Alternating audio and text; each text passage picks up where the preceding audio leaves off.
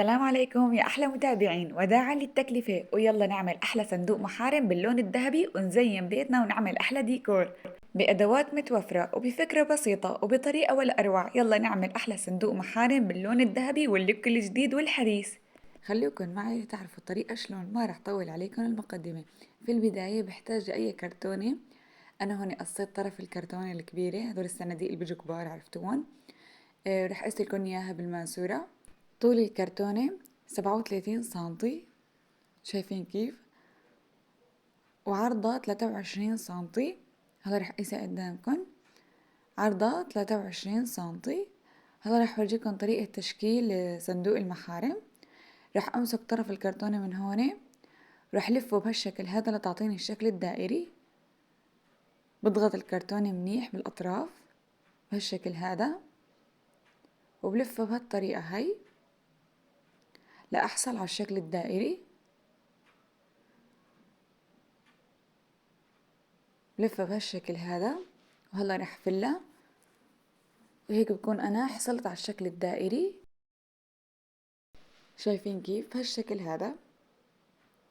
هلا رح أعمل فتحة من الوسط من هون لهون بهالشكل هذا لحتى نطلع منها المحرمة، وبعدها رح جلدهم بالنايلو الذهبي أو الجلد الذهبي. رح أغلف كل الكرتونة، وهذا الجلد فيكن تلاقوه عند محل بياع الأدوات المنزلية، بيجي منه فضي وذهبي بهاي النقشة هاي، وهالسنة كتير دارجة موضتن. وهلا رح أعمل فتحة على الكرتونة، رح أرسمها في البداية بالقلم الأزرق، وبعدها رح أقصها بالسكينة أو أي مقص متوفر عندكن، بس أنا بفضل السكينة لأن المقص صعب إنه يدخل بالكرتونة هاي سميكة. رح أقصها وفرغها كلياتها وأرجع لكم. وهاي أنا فرغتها بهالشكل هذا. هلا رح أجلدها كلياتها إن شاء الله وأرجع لكم. وهي أنا جلدتها، شوفوا كيف صار شكلها، ما شاء الله لا قوة إلا بالله، قديش حلوة كتير على الواقع. رح أدني كل الأطراف وألزقها باللزاق. هذا لقلكن شغلة، إنه هذا اللاصق الذهبي اللصق يلي لقله كتير ضعيف، فبتحتاجوا للزاق لما بدكن تجلدوه، عرفتوا علي كيف؟ هلا رح قص الوسط بهالشكل هذا، وانتبهوا لهي القصة منيح. شوفوا كيف بالزاوية بتقصوا على شكل 8 عشان تقدروا يعني تقلبوه لجوا، وبهالشكل هذا بقلبهم لهيك لجوا وبلزقن. وهي أنا لزقت كل الأطراف باللزاق. شوفوا كيف صار شكلها من قدام، وهي شكلها من جوا. هلا بحتاج قطعة كرتونة طولها من طول عرض الكرتونة. رح ألزق طرفها بشمعة اللزق هيك بهالشكل هذا، ورح أجيب الطرف الثاني وألزقه هون هيك، رح طبقهم هيك وألزقهم بشمعة اللزق. شايفين كيف؟ هيك رح سكرهم على بعضهم بهالشكل هذا بقطعة كرتونة. رح أحط شمعة لزق على أول طرف الكرتونة، وبعدين رح أحط شمعة لزق على الطرف الثاني وأجمعهم هيك مع بعضهم بهالشكل هذا. وهي أنا لزقتها، شوفوا كيف صار شكلها، ما شاء الله لا قوة إلا بالله. وهذا شكلها من جوا، لزقتها كلياتها بشمعة اللزق، وبعدها حطيت قطعة لزاق فوقها كلياتها من فوق لتحت. وهلا رح اجيب نفس الكرتونة وحط الكرتونة القاعدة اللي نحن عملناها الدائرية، وارسم الدائرة هيك بالشكل هذا. رح ارسمها وقصها. هاي انا قصيت قطعتين دائريات بعد ما حطيتها هيك على الكرتونة، واخدت المقاس المظبوط للقاعدة من فوق ومن تحت هيك بهالشكل هذا. رح طبقهم. هلا رح اغلفهم كلياتهم بهاللاصق الذهبي. هاي انا غلفتهم باللاصق الذهبي، ورح الزقهم هيك بهالشكل هذا. رح الزق طرف وعيف طرف، بس انا ما رح الزقها هيك من برا هيك من هون، ما رح الزقها من هون، لا رح الزقها من جوا. هذا رح لكم كيف رح الزقها، ورح ثبتها لانه انا بدي طرف يثبت وطرف يضل متحرك عشان نقدر نعبي علبة المحارم بالمحارم. وهذا الطرف يلي من فوق رح ثبته بس هيك من طرفه، رح ثبتها هيك الشكل المجلد لجوا. وهي انا ثبتت القاعدة لزقتها باللزاق من جوا. هلا انتوا راح تقولوا انه وين ورجيتينا طريقة اللزق شلون؟ تعالوا اورجيكم كيف لزقتها. لانه ما فيني اصور، عرفتوا كيف علي؟ كيف بدي ادخل الكاميرا لقلب علبة المحارم؟ فتعالوا لكم طريقة شلون انا لزقتها من جوا. رح اجيب قطعة من اللزاق هيك تكون بهالمقاس هاد، شايفين كيف المقاس؟ وتنيها هيك بهالشكل هذا، وبدخلها هيك لجوا، وبلزق طرف اللزاقة بالقاعدة وطرف اللزاقة بالأرضية، بالأرضية وبالقاعدة. شوفوا كيف هيك بتتنوها بهالشكل هذا، وبتثبتوها هيك من جوا. دخلوها هيك بتلزقوا طرفها بالأرضية والنص التاني بالظهرية. عرفتوا علي شلون؟ يعني طرفها من هون وطرفها بالأرضية للزاقة، دون مداراة القرص. شايفين كيف أنا لزقت القرص كلياته بهالشكل هذا باللزاق، اكتفيت باللزاق لأنه هو المحارم ماله تقل. عرفتوا علي شلون؟ ومثل ما ملاحظين خليت القرص ينزل بقلب الدائرة، بقلب الدائرة اللي للقاعدة، بحيث إنه ما يفك أبدا. وهلا الوردة اللي انتو شفتوها رح نلزقها على هذا الطرف، لأنه الطرف اللي له لميع بتنفك يعني عنه لشمعة اللزق. وبعدها رح ثبته بالزاوية من هون، رح ثبته هيك بهالشكل هذا، بحيث انه يعني تصير مثل انه علبة تنفتح وتتسكر هيك بهالشكل هذا. رح اخلي الطرف المجلد لجوا، بحيث لما نفتحها يطلع شكل حلو ومرتب. وهون نعبي المحارم. فهون محل ما بدي ألزق ورقات الوردة ما بيحتاج التغليف، لأنه هذا بيقلع على شمعة اللزق. عرفتوا علي شلون؟ فهون رح نلزق الوردة، ويلا مع بعض لنصنع الوردة سوا. بحتاج لخيطان صوف باللون السكري، بحيث تكون قريبة على اللون الذهبي وتعطي شكل حلو. أنا استخدمت الخيط السكري اللي له لمعة. في البداية رح نربط طرف الخيط، رح أحط إبرة المخرج جوات العقدة اللي أنا ربطتها، رح أرتفع 14 سلسلة بالشكل هذا لنعمل ورقة الوردة. شايفين كيف؟ هيك بالشكل هاد رح أعمل 14 سلسلة. رح كمل 14 سلسلة بهالطريقة هي وارجع لكم. وهي أنا رجعت لكم من بعد ما عملت 14 سلسلة. هلا رح أورجيكم طريقة الورقة عفوا، كتير سهلة. رح أسحب طرف الخيط هيك شي بسيط، رح أدخل بأول 3 سلاسل غرز حشو. شايفين كيف؟ هالطريقة هي أول غرزة. رح لف الخيط على الإبرة، وهي تاني غرزة،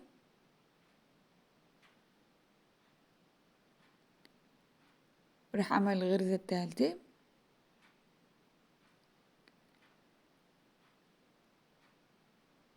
وبعد الثلاث غرز ببلش أعمل عمود كامل. هي أنا عملت 3 غرز. هلا رح لف الخيط على الإبرة، ورح أدخل بالسلسلة الرابعة عمود كامل. هي أول عمود، أول تنتين مع بعض وتاني سلسلتين مع بعض. شايفين كيف؟ الطريقة هي لحتى نشكل ورقة الوردة. هي أول عمود، هي تاني عمود عفوا، أول سلسلتين مع بعض وتاني سلسلتين مع بعض، وبلف الخيط على الإبرة وبكمل هيك. وآخر 3 سلاسل كمان بعملن غرز كما البداية، بعملن 3 غرز آخر 3 سلاسل، وبس بالوسط بعمل عواميد. هي العمود الثالث، وهي العمود الرابع،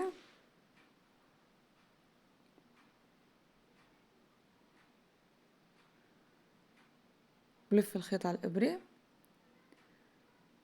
ورح كمل هيك عواميد. واخر 3 رح اعملهم غرز حشو مثل البداية. مثل ما قلت لكم طريقتها كتير سهلة وجدا بسيطة.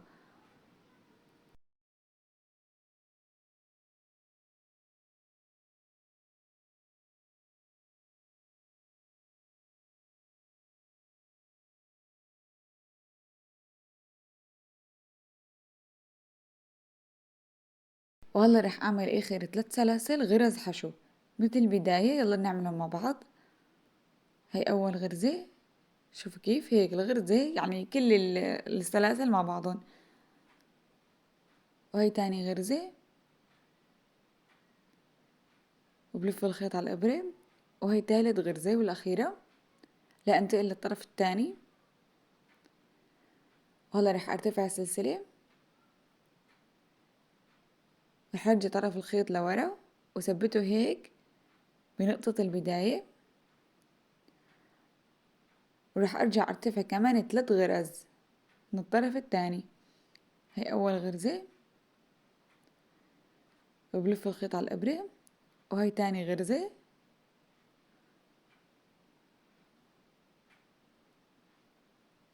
وهي تالت غرزة. رح لف الخيط على الابرة وكمل عواميد. شايفين كيف؟ هاي نحن عم نعمل الطرف الثاني يلي للورقة. هلا رح بلش اعمل العواميد الكاملة هيك لبين ما اوصل لطرف الورقة، وارجع اعمل 3 غرز كما البداية. طريقتها كتير سهلة وجدا بسيطة، بس اول 3 غرز واخر 3 غرز وبالوسط عمود كامل. رح كمل باقي العواميد وارجع لكم. وهي انا رجعتكم بعد ما خلصت العواميد ووصلت لاخر 3 غرز. بلف الخيط على الابرة، هي اول غرزة،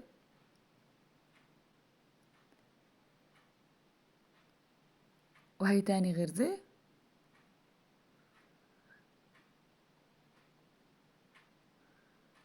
هلا رح اعمل الغرزة الثالثة،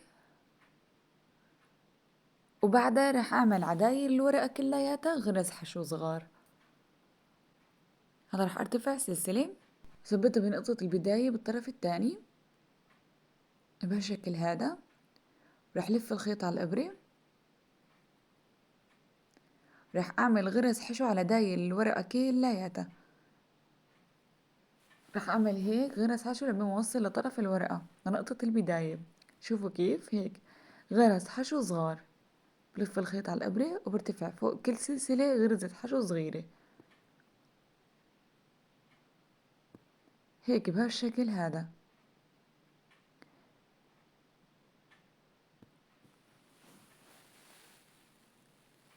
هيك غرز حشو صغار لبين ما اخلص طرفين الورقة، لبين ما اخلص الجنابي كلياته. هيك رح كملها هيك لبين ما اوصل لهون بهالشكل هذا غرز حشو. رح اعيدها معكم هيك، شوفوا كيف غرز حشو صغار. الورقة كتير سهلة وما فيها اي تعقيد. رح نعمل داير الورقة كلياتها بغرز حشو. وهي انا عملت اول طرف من الورقة ووصلت لهذا الطرف. هلا رح انتقل للطرف الثاني يلي للورقة واعمله كمان غرز حشو بهالشكل هذا. بضلني عم اعمل غرز حشو لبين ما اخلص الطرفين يلي للورقة، عبارة عن غرز حشو صغيرة. وهي الغرز الحشو تعطيها شكل انه هيك تقلب لقدام ولورا، بتعطيها شكل كتير حلو. رح افتح الورقة معكم. شايفين كيف هيك الغرز الحشو بتعطيه هيك شكل كتير حلو للورقة. هلا رح كمل الطرف الثاني بنوصل لهون. وهي انا عملت الطرف الثاني ووصلت لنقطة البداية. هلا ارتفعت سلسلة ورح ثبتها هيك على طرف الورقة بهالشكل هذا، وارجع برتفع سلسلة وبقطع الخيط. هلا رح اسحب الخيط اللي انا قطعته وافتح الورقة. شوفوا شكلها ما شاء الله قديش صار حلو ومرتب. هاي شكلها من ورا، هاي شكلها من الأمام. بحتاج 29 قطعة من هالمقاس، يعني 29 ورقة. اعملوا شغلكن على مراحل، صدقوني أبدا ما بتتعبوا. وهي أنا عملت 29 ورقة. هلا رح أحطهم على طرف، ورح أجيب القرص يعني رح نلزق عليه مو لهالطرف، لأنه هذا الطرف بيفك عنه شمعة اللزق. رح نلزقها هون من هذا الطرف للورقات ونثبتهم كلياتن. شايفين كيف؟ رح أتني طرف الورقة هيك بهالشكل هذا وألزقهم بشمعة اللزق على داير الكرتونة. رح أبدأ إني أطبق الورقات، بعدها رح ألزقهم بشمعة اللزق ورح أورجيكم كيف رح ألزقهم. رح طبق الورقات كلها. هاي أنا طبقت الورقات كلها بهالشكل هذا. هلا رح ألزق طرف الورقة هيك بشمعة اللزق. رح أحط هيك على طرفها شوي من شمعة اللزق، وثبت هيك الورقة واضغط عليها واتنيها هيك بهالشكل هذا. رح ثبتهم كلهم بهالطريقة هيك بس ورا بعضهم. حط شمعة لزق من هون وثبتهم هيك ورا بعضهم. وهي أنا ثبتهم هيك ورا بعضهم بهالشكل هذا. وبعد ما ثبتت أنا بس قاعدة الورقة، هلأ شوفوا كيف رح حط هيك على جنب الورقة شوي من شمعة اللزق. هيك شوفوا كيف هالشكل هذا، هيك شوي من شمعة اللزق بحيث انه تترتب ورا بعضها يعني بشكل حلو ومرتب، وما وحدة تنزل وحدة تطلع، لا كلاتهم يكونوا هيك بفرد ترتيبة وسوية. رح اعمل هيك الطريقة هاي مع كل الورقات. وهي انا بعد ما ثبتت طرف الورقات شوفوا شكلهم ما شاء الله لا قوة الا بالله قديش صاروا حلوين ومرتبين، وقلبتهم هيك لورا وهيك بنقلبهم لقدام. يعني هاي طريقة القلب انتوا تتحكموا فيها. هلا رح اجيب باقي الورقات وبطبقهم كمان بنفس الطريقة.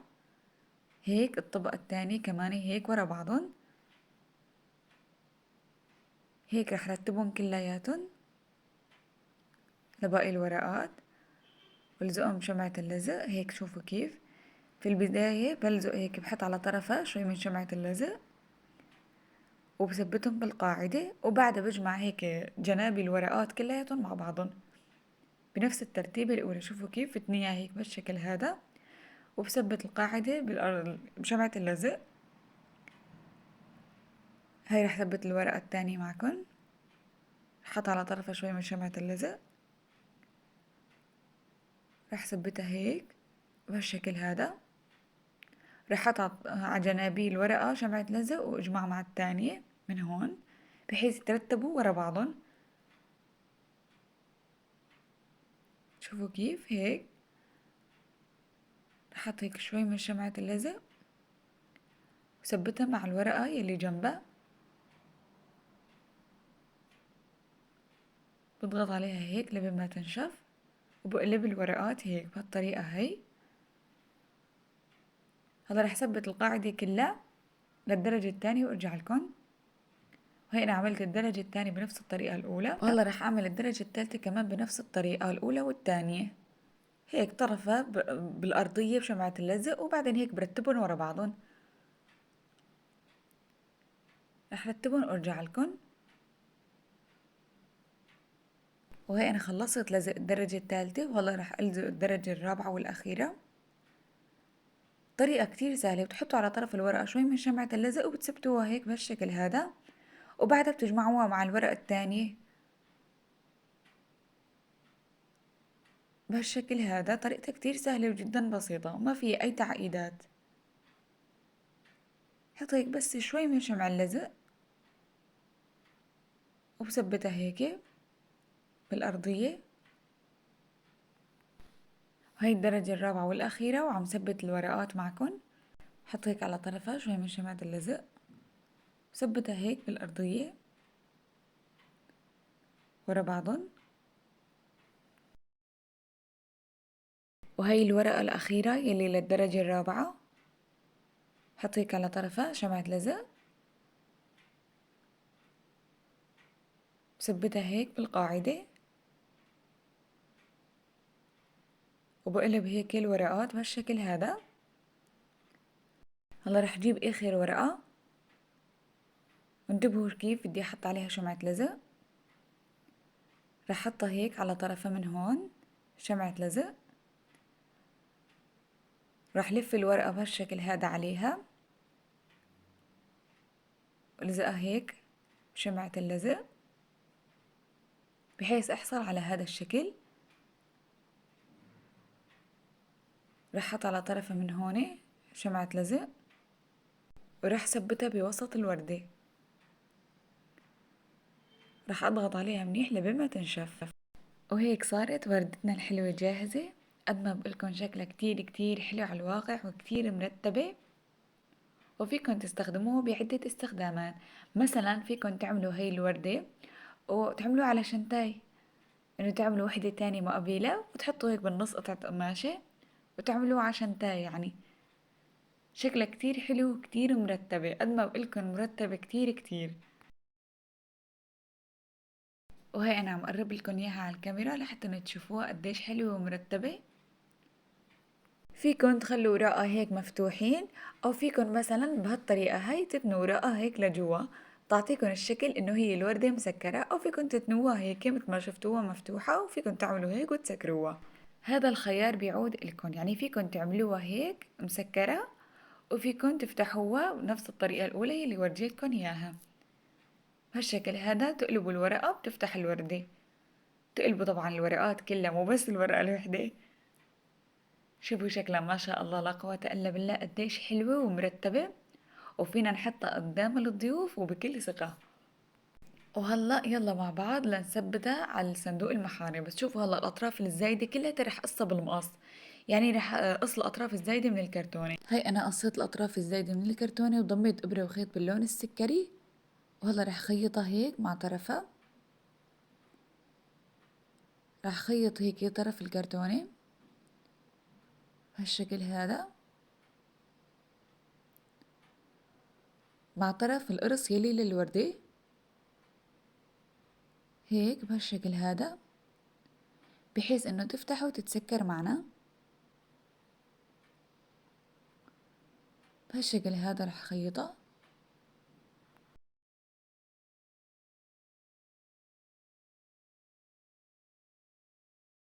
رح شد الخيط منيح بهالشكل هذا. رح ارجع اعمل قطبة تانية. هلا انا الخيط يلي استخدمته للتخييط خيطان تطريز، مو نفس الخيطان يلي للوردة، عرفت علي كيف؟ وهي القطبة التانية.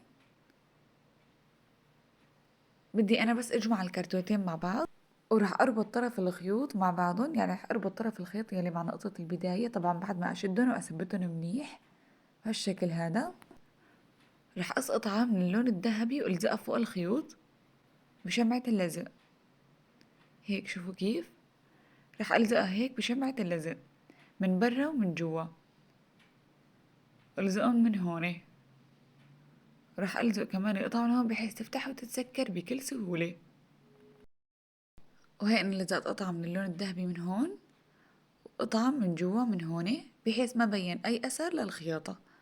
وطرف الكرتونة اكيد ما رح خليه هيك، انا عملت سلسلة بالخيطان السكري اللي عملنا فيها الوردة، رح الزقهم هيك على طرفها بحيث اني اعملها دورين، وغطي هالطرف الكرتوني كلياته بهالشكل هذا مثل ما انتم عم تشوفوا. رح الزق السلسلة اللي عملتها بالخيطان السكري بشمعة اللزق على داير الوردة كلياتها. وهي انا لزقت السلسلة، عملتها دورين، اخذت هيك طرفها لجوا شوي ولزقتها بشمعة اللزق من الداير كلياته يلي للوردة. هلا يمكن اختصر معكم تصوير اللزق، بس عم وضح لكم بالشرح. وهلا رح اعمل كشكشة من هون. رح تجيب الخيطان يلي بلون السكري يعني بنفس لون الوردة، رح اربط طرف الخيط هيك بالشكل هذا. رح اعمل سلاسل هيك بهالطريقة هي على داير الكرتونة كلياتها، على داير العلبة، عفوا علبة المحارم. رح اخد قياسها من فوق من هون، رح اعمل سلاسل على مقاس عرض الكرتونة كلياتها هيك بهالشكل هذا. انا عملت سلاسل على قد عرض الكرتونة كلياتها. هلا رح اورجيكم كيف بدي اعمل كشكشة، ورح ثبت هي الكشكشة من جوات الكرتونة. رح لف الخيط على الابرة، رح ارتفع في البداية هيك غرز حشو لين ما اخلص السلسلة كلياتها، واعملها غرز حشو صغار هيك بهالطريقة هي.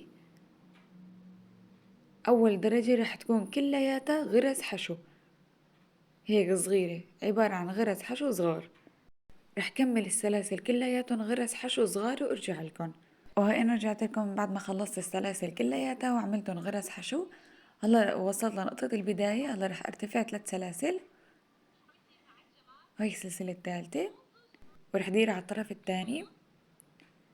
وهلا رح الف الخيط على الابرة ورح ادخل بقلب كل سلسلة 3 عواميد. هاي اول عمود، رح الف الخيط على الابرة وبنفس السلسلة بعمل 3 عواميد. وهي العمود الثاني، وهي العمود الثالث، رح لف الخيط على الإبرة ورح أدخل بالسلسلة اللي جنبها كمان 3 عواميد لبين ما أخلص كل الغرز بنفس هاي الطريقة، بحيث أحصل على الشكل الكشكشي.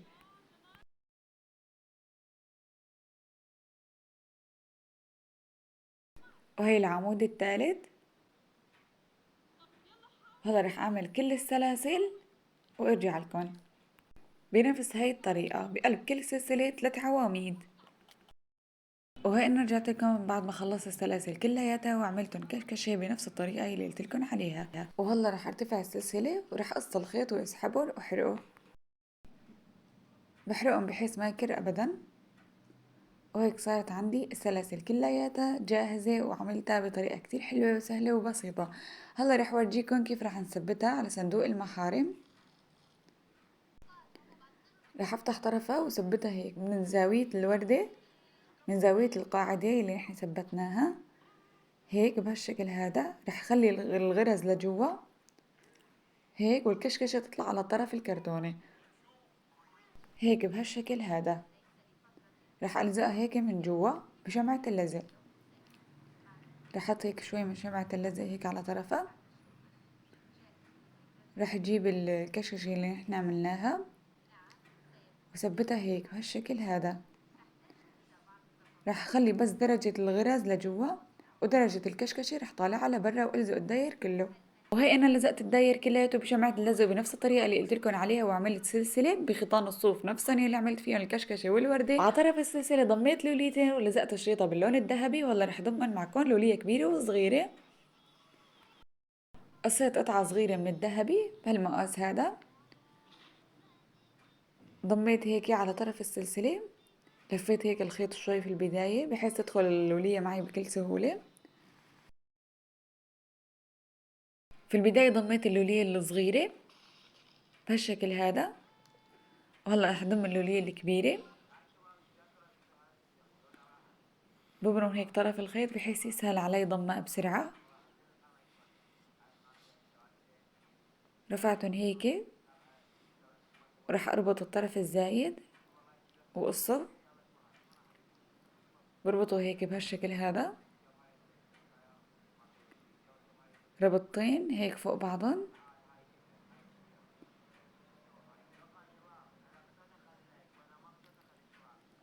وهذا رح قصه واحرقه.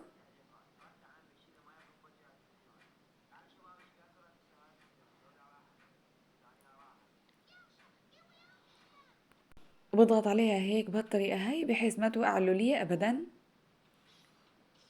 رح اجيب القطعة الصغيرة اللي قصيتها ورح اقيم اللاصق عنها. القطعة اللي باللون الذهبي رح اقيم اللاصق عنها. رح لفها هيك فوق اللولية الصغيرة بحيث تعطيني شكل حلو.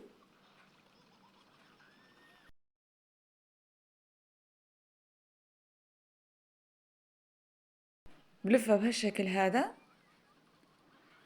وبحط على طرفها شوي من شمعة اللزق وبثبتها هيك. شوفوا كيف انا مثل ما قلت لكم هذا اللاصق اللي له خفيف، بثبتها هيك بشمعة اللزق. وهيك صاروا عندي الرباطات جاهزين. وهي اللمسة الأخيرة يلي لصندوق المحارم، ويلا نربطهم على صندوق المحارم.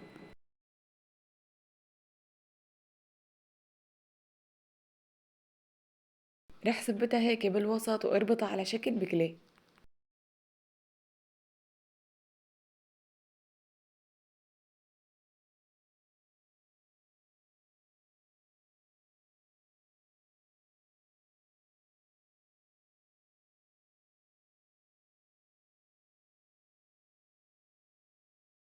ورح أعبيها محارم وورجيكم الشكل النهائي. وهي الشكل النهائي لصندوق المحارم الذهبي بطريقة كتير حلوة ومختلفة عن باقي الصناديق. ومثل ما شفتوا طريقته كتير سهلة وجدا بسيطة. صدقوني اعملوا الفكرة على مراحل أبدا ما بتتعبوا. وهالصندوق الرائع فينا نحطه قدام الضيوف وبكل ثقة. شكله كتير حلو وجذاب، ومثل ما انتم شفتوا جمال الوردة ما شاء الله لا قوة إلا بالله. كتير حلو وكتير رائع. إذا حبيتوا مثل ما قلت لكم تعرفوه مفتوحة للوردة، أو فيكم تدنوا الوراق لجوا بتقدروا تسكروها. وهي شكل القاعدة، وهي شكله هيك من الجنابي. وهي أنا عم ديره معكم لكل الاتجاهات بحيث تشوفوا الشكل النهائي. وهي شكل الوردة. أنا قلبت الورقات كلياتهم وفتحتها، وفيكن تدنوا الورقات لجوا وتسكروها. هذا الشي بيعود إلكن، وصدقوني شكله كتير كتير حلو على الواقع، واعملوه وبنصحكن أبدا ما رح تندموا، ورح يعجبكن كتير وتميزوا بأحلى تقديم وبأحلى ديكور لبيتكن.